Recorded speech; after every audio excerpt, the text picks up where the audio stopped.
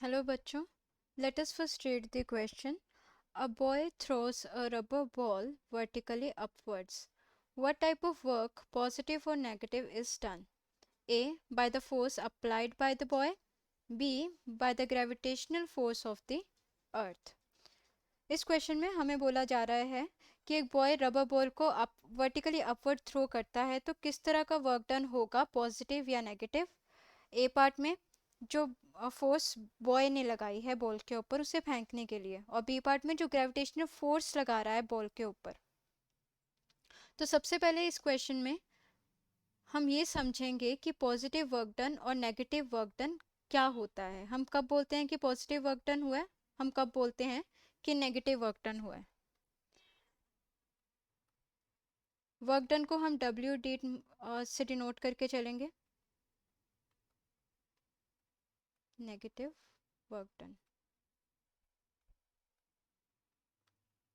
हम तब बोलते हैं पॉजिटिव वर्क डन हुआ है जब फोर्स और डिस्प्लेसमेंट की डायरेक्शन सेम ही होती है. मतलब फोर्स भी उसी डायरेक्शन में लग रहा है जिस तरफ में डिस्प्लेसमेंट है. हम तब बोलते हैं कि पॉजिटिव वर्क डन हुआ है. और नेगेटिव वर्क डन हम तब बोलते हैं जब फोर्स और डिस्प्लेसमेंट की डायरेक्शन एंटी पैरेलल होती हैं, तब हम बोलते हैं कि नेगेटिव वर्क डन हुआ है.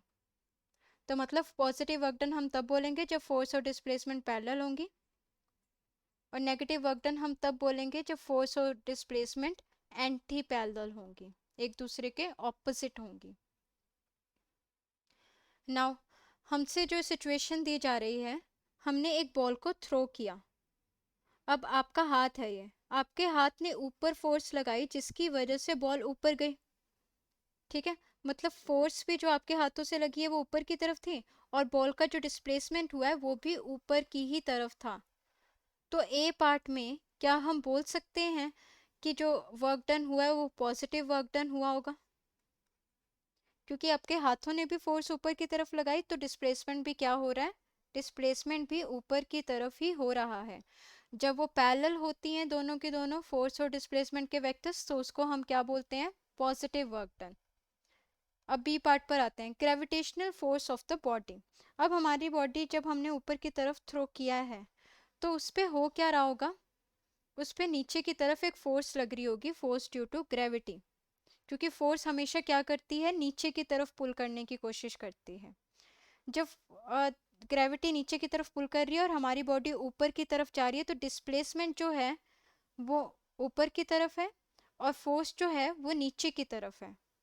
तो ऐसे में क्या होगा, वो एंटी पैरेलल हो जाएंगी, फोर्स और डिस्प्लेसमेंट एंटी पैरेलल हो जाएंगे, और वर्क डन कैसा हो जाएगा, वर्क डन हो जाएगा नेगेटिव. सो ए पार्ट में हमारा आंसर आया है पॉजिटिव वर्क डन, और बी पार्ट में हमारा आंसर आया है negative work is done. Hope you understood it well. Thank you.